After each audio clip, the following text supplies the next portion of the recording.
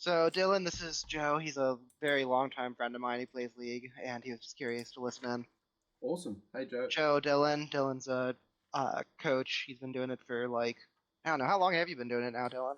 Jeez, I think since 2015, so 9 years. Joe, a good 9 years now. 9 years. Wow, quite the time. Hello, Dylan. I am Joe. Lovely to meet Just you. got my headset plugged in. Lovely to meet you. I'm sharing screen. Nick Yeah. and Joe, can you guys see that? Yes. Cool. So, Um, so do you want to give yes, me? I can. Oh, awesome.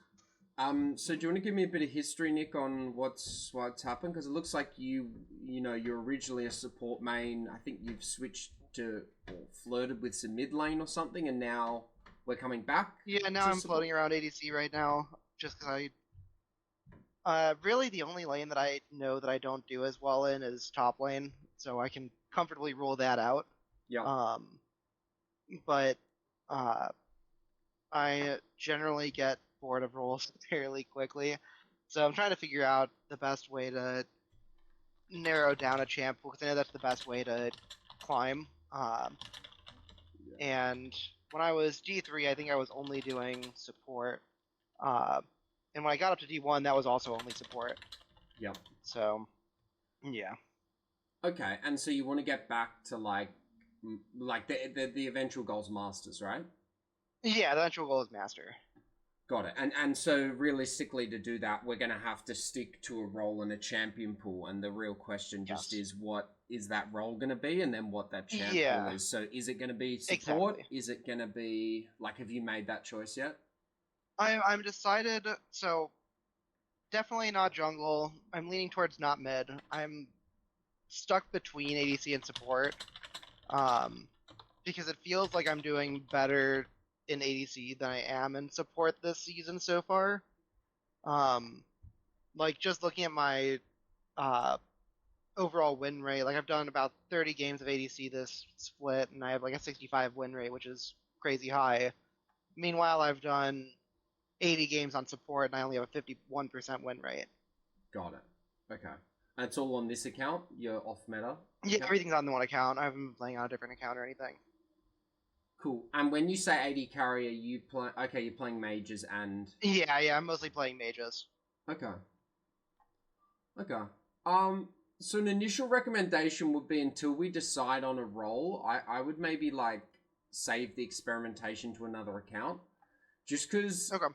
the MMR in this account right now, obviously you were Diamond 3 at the start of the year, then Emerald Mhm. 2, now Emerald 4. You've still got probably a semi-decent MMR here, but if we keep testing on this Sure. account and keep averaging like a 51% win rate, the system's eventually going to screw this account, which is really Sure. hard then to climb to Masters. Sure. Awesome. Okay.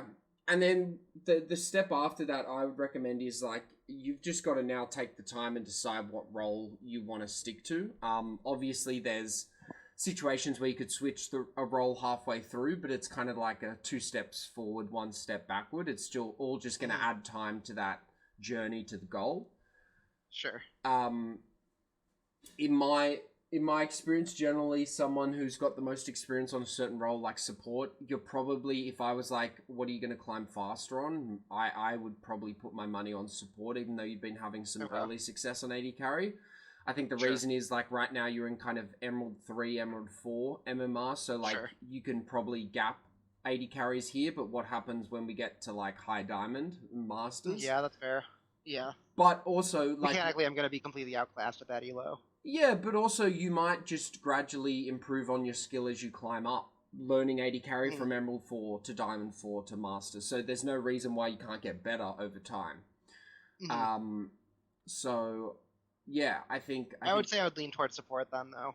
Because okay. I'm trying to do it relatively quickly, and I'd rather prioritize, uh, efficiency rather than just solely what's more fun. Yeah, makes sense. And usually the first time someone gets to the highest rank they've ever been, like that's the way they're going to get there the second time as well. So it's like Sure. I don't know what the peak was. I can see Diamond 3 here. You were saying something Yeah, I about Diamond peaked 1. in Diamond, high Diamond 2 or low Diamond 1 Yeah. was my peak. Nice. Yeah. And so what were you playing then? Was that the Tarek stuff or something else? Let me check real quick. I'm actually not sure. I think it was still Tarek at the time. Yeah. I'm pulling it up now. Actually, it was a lot of Maokai. Okay. Maokai support. Maokai and Blitzcrank, and a little bit of Senna.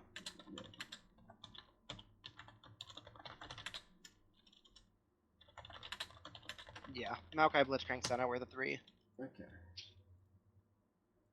Okay. Although I was kind of abusing Maokai at the time, where I don't think he's nearly as strong now, so I don't think I would want to play him anymore. Yeah.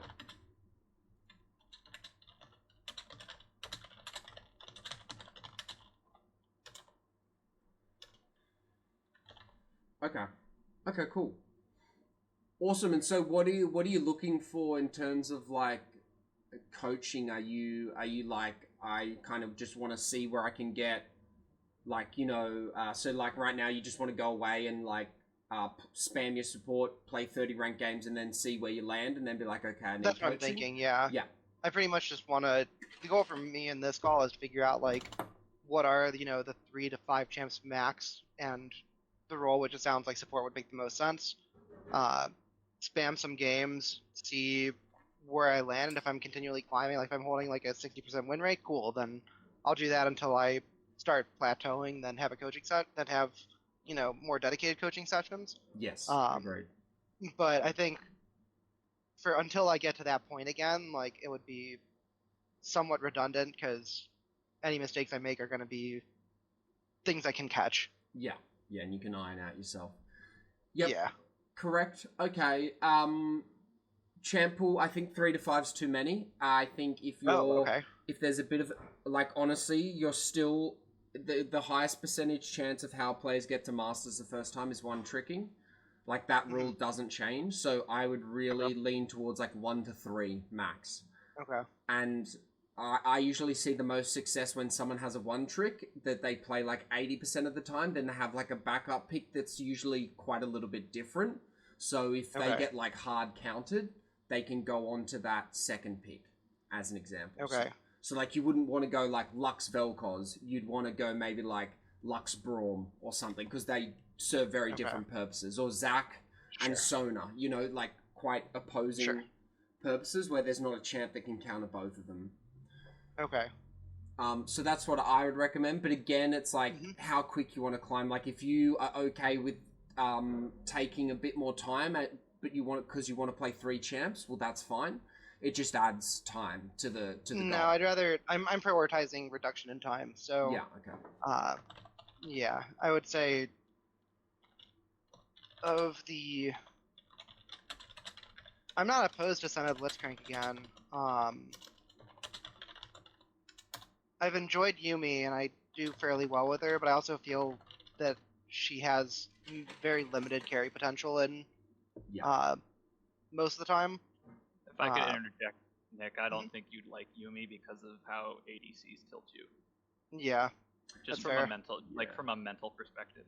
Yeah, the other one I found luck with is Zillion as an option. I like all these picks. Yeah, these are all good picks.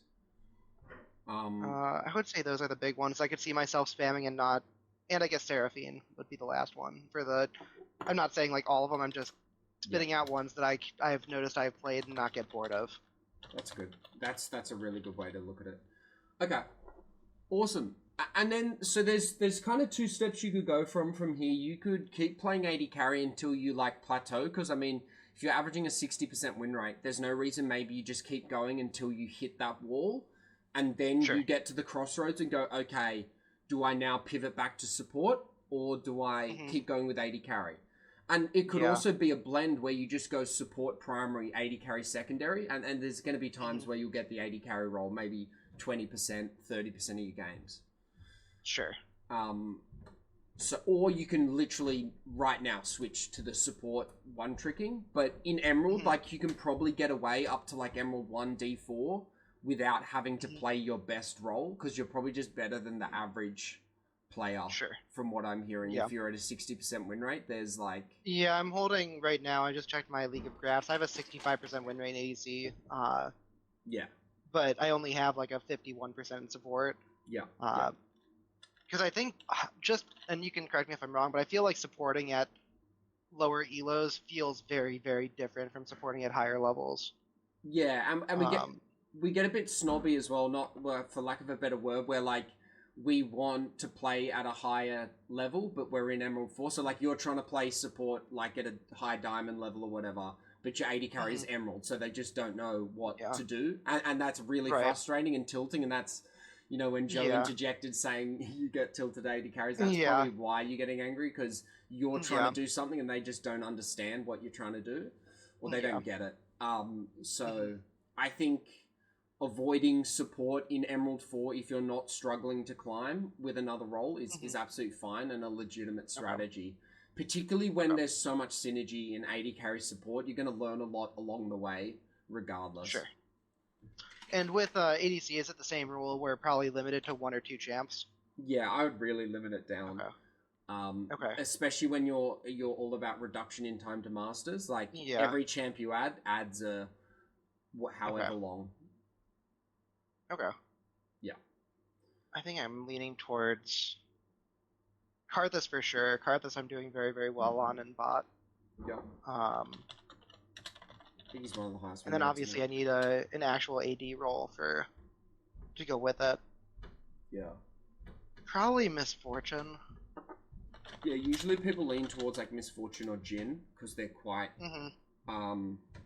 a lot of supports that transition AD carries like those because they're a bit more castery than like the traditional DPS AD carry micro. Yes, yeah, no, I can't keep up with some of the ADC mechanics that people are trying to pull off with like Veins or Ashes. Yeah. Corky's another one that's quite strong, but I just think he's under the kind of the eye of Riot at the moment, and I don't know how long he'll stay as an AD carry, but I think he's a similar one that fits into the Misfortune Jhin bucket.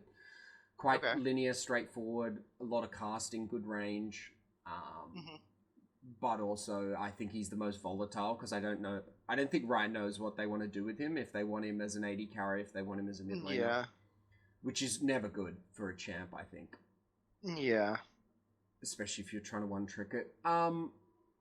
Yeah, okay, cool. What else? Any recommendations in terms of between Senna, Blitzel, and Seraphine, which 2 of those you think might make the most sense?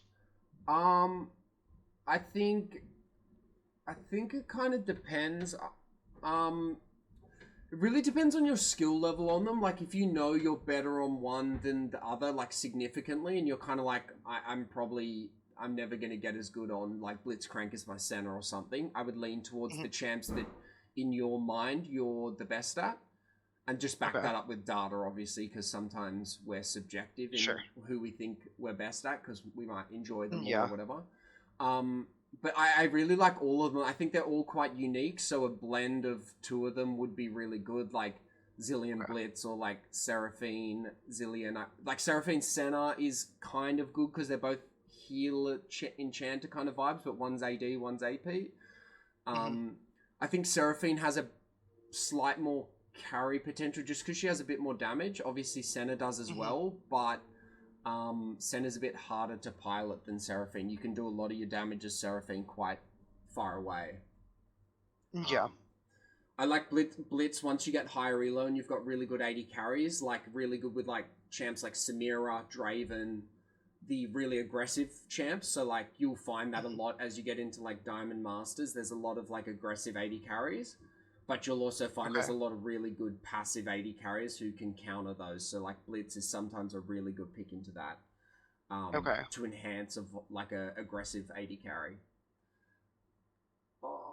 I also like Zilean because he's quite unique and no one really knows how to play against him. So if like you have a real good baseline on Zilean, I think that's a great pick. But yeah, they're all good picks. It would be hard to lean towards one or the other.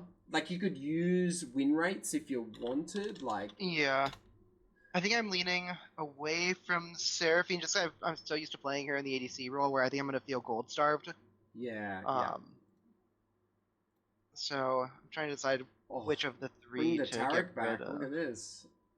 54% win rate. But Tarek I know is going to get nerfed, and he's also probably the most boring for me to play. Yeah. Well, like, I don't know if I can grind only him and not get bored. Yeah. Well, if Yeah, if the number one goal's the quickest time to master, it honestly Yeah. could be pulling him out. Or Yeah. maybe even if you have him as like a third pick, like a utility, I don't know. Sure.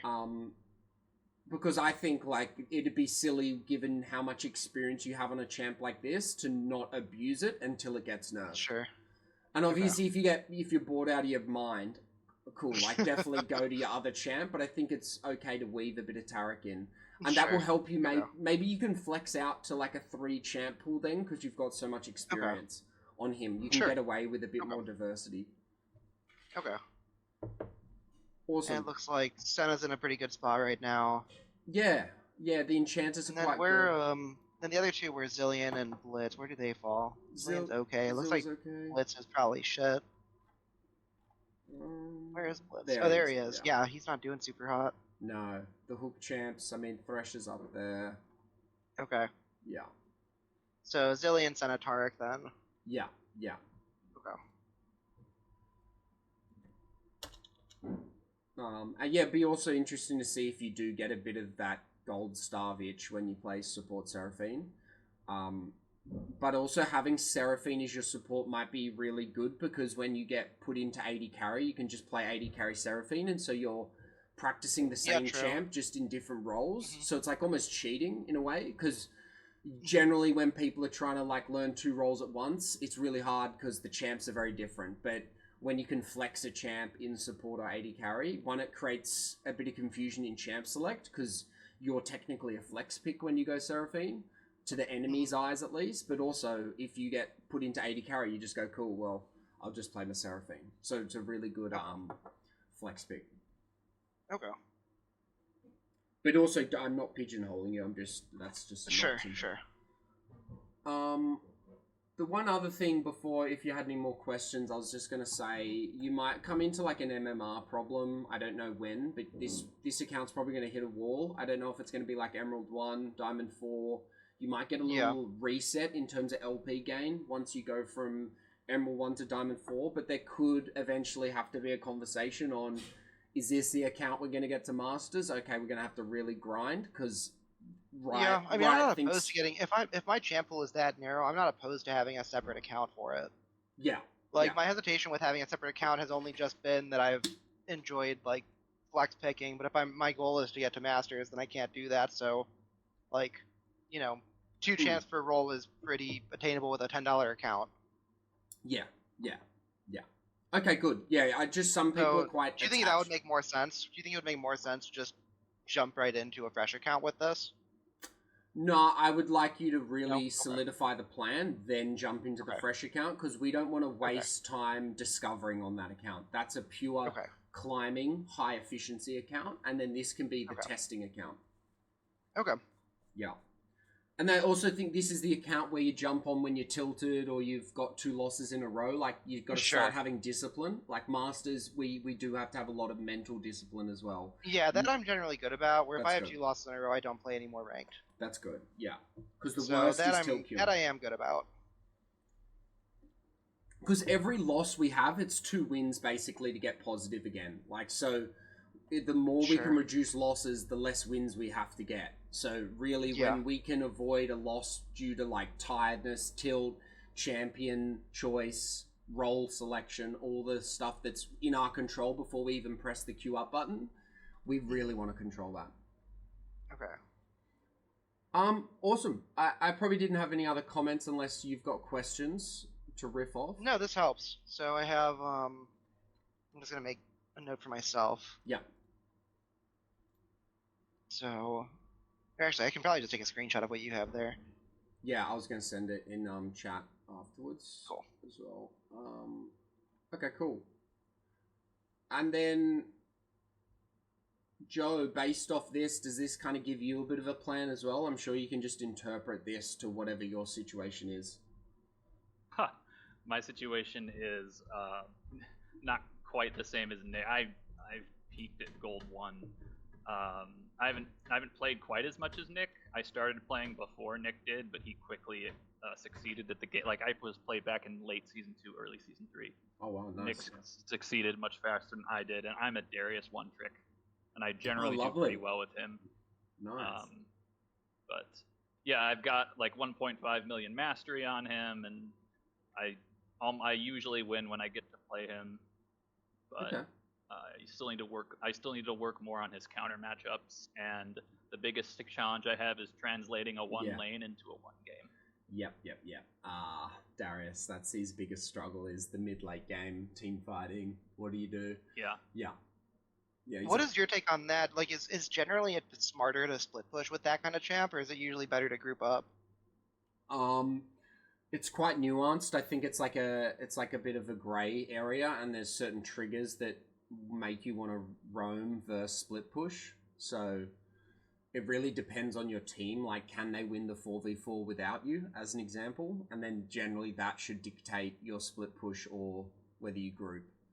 I think the way I see a lot of Darius's consistently win is you try and translate your lane victory as quickly as possible into a team victory. So that could mean at 14 minutes going down for the second dragon or third dragon and literally sacking waves. Because plates are gone, right? So it doesn't even matter if you lose tier 1, but show up to the first team fight before the other top laner and get like a quadra, get a triple, or get your team winning, and then you snowball from like that kind of gameplay. So I usually think it's time to get out of lane for a champ like Darius to consistently climb. In my opinion. Yeah. It's important to know, I think you're right. It's important to know exactly when that time should be, because you need to be right when you choose that time, since he doesn't have teleport to fall back onto. Yeah. I'm never going to take teleport on Darius. Yeah. He needs Ghost. Yeah, but I would say after 14 minutes, that team fight is more important than even if you lose your tier 1. Because by 14 minutes, you've probably generated on average, 300, 400 gold lead. So it's fine if you temporarily lose that to then win a fight plus dragon and get your team in a really positive mental attitude. Obviously, if the team fight goes wrong, it's a disaster, but I think... Right, because then their top laner has a gold. Gold too. But I think in solo queue, like over 100 games, generally the more we impact outside our lane, the better it goes, because that gives us more control and agency. I think when we limit ourselves, when we're really fed just to one lane, it really limits the impact you can have on the game. Because there's still 66% of the map that, you're not impacting at all. Absolutely. Yeah. So it's very, it depends. Also, as a one trick with that many mastery points, I would highly encourage getting someone to, review your gameplay, even if it's just Nick or a friend, because I guarantee you've got bad habits. If you've got that many mastery points and then you're gold, I think you'll probably have bad habits that you repeatedly do that you aren't even aware of. That I don't know. Yeah. That's typically what I see with players with high mastery points who are in gold. And again, maybe you just don't care too much about climbing. I don't know. I'm not I haven't played ranked seriously in years. Okay, well, that's also a big factor. But still, I still like doing well, so I'm completely open to advice, and I do really appreciate it.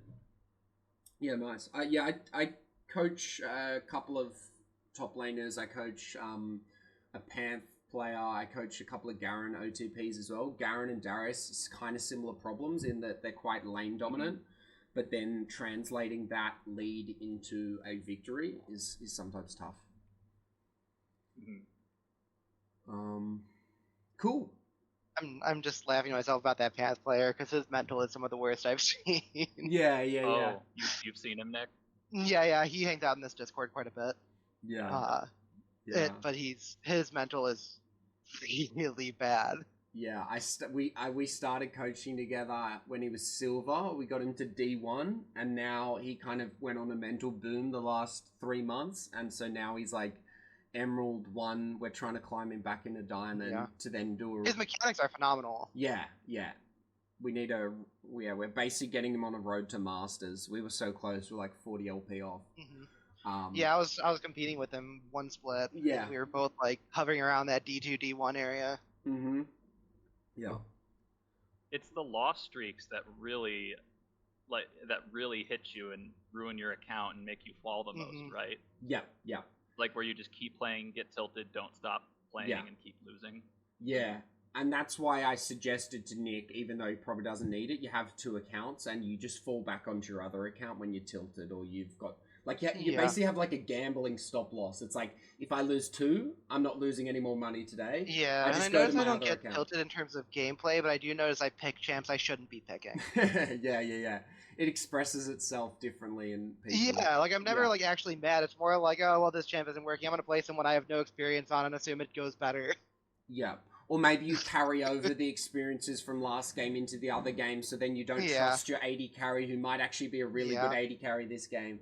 But because you're scarred from the last game, Yeah, there's a lot of examples. Nick, I think that was actually really insightful because you remember you were messaging me about picking Lux bot just because there was a Vayne top on your team. Yeah, I had a Vayne top and I shouldn't have chosen Lux. I knew when I was locking it in, I was like, I do not play Lux enough to pull this off. Right, like in reality, you should stick with what you're comfortable with instead, even if you don't have faith in your top laner making the team comp winnable. Yeah. It's very rare someone is gonna play better on anything but their comfort. Like, it's very rare you can outperform your most comfortable champion in 99.9% of situations. Obviously, unless you have a second champion that you're quite competent on. Right. What's your most comfortable champion, Dylan? At the moment, it's Zyra support. I really like it, but I usually kind of play whoever I'm coaching. Like, so I'm playing a lot of Garen at the moment, trying to learn that a bit more, a bit of Pantheon. I've got a I'm just glad you're off of the Ashe support now. Yeah, that fell off unfortunately. It was so fun for vision and jungle tracking because of the E, but a bit limited in its impact now.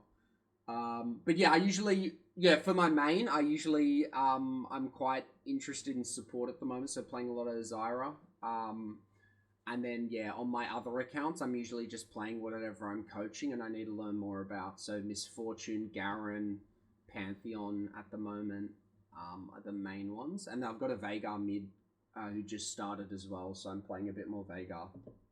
That's cool. Yeah. Because I just feel it's good to get into their mindset as well of, like, that champ. Because obviously I can play a lot of champs, but you forget certain nuances and stuff. Go on, Darius. Cool. I love Darius. I haven't played him in a while because I've had no need to, but he's a good champ. Yep, and he has his nuances too, and I know most of them. Like, how you can fit in your W while you're starting your Q after autoing once. Yeah, he's got one of my favorite. He's got some clean little combos that just are like, how did he get 5 stacks on me that quick? Yeah, nice. Okay. All right, cool. Well, thanks for your time, Dylan. I will try this for the next probably month. It'll probably take for me to squeeze in enough games to start plateauing. Yep. And then from there, I will probably have another message with you and figure out, like, okay, is it time for me to have a coaching session, time for me to make the fresh account and go all in on this, or, like, what next kind of thing? Yeah, and definitely. And when/if we do book that session, Joe, you're welcome to sit in and just get a vibe for what a coaching session looks like. And then you're like, oh, this could actually help with my Darius or whatever, if you're wanting to get more serious with ranked. After after I'm done with my master's degree, that is something I've been thinking about getting back into, and I have considered coaching before because I was thinking about all these things that I might not know about my own Darius play. Those bad habits that someone could easily help me fix. Yeah, we just don't know what we don't know. Yeah, there's also a really I remember I bought your course. That's how I got introduced to you, Dylan. And that was just very interesting in general, where it's like, man, this is all just real life shit. The untiltable stuff, yeah. Yeah. Because I'm there's so many young guys who are just blowing themselves up over League, and it's like, if you just had a bit more life experience, but a lot of you have to somehow get that life experience. I was thinking, how can you inject it into someone a bit earlier?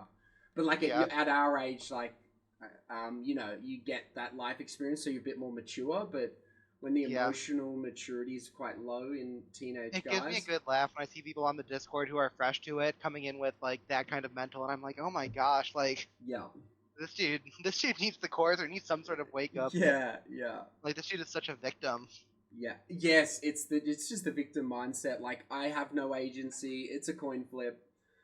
Mm-hmm. And then you look at their gameplay and you're like, yeah, there's a lot here that you can fix. Yeah.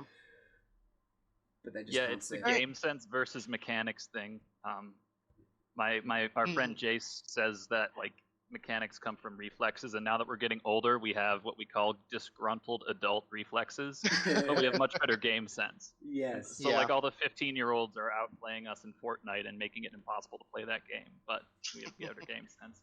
But yeah, it was great to He's meet an you, interesting Dylan. one too, because he has like mechanics that are probably better than mine, but he's like low silver. Yeah. Yeah, I think one of the biggest ones is consistency through everything you do. So whether that's champion pool mentality, play style, like the more consistent and like almost like a script you can make solo queue. So regardless of your teammates, regardless, like you're kind of reducing every variable, as many variables as you can in your gameplay. It's kind of boring, but it's quite clinical. I find it satisfying, but some people find it boring. But that's how I like to look at it as well. Cool.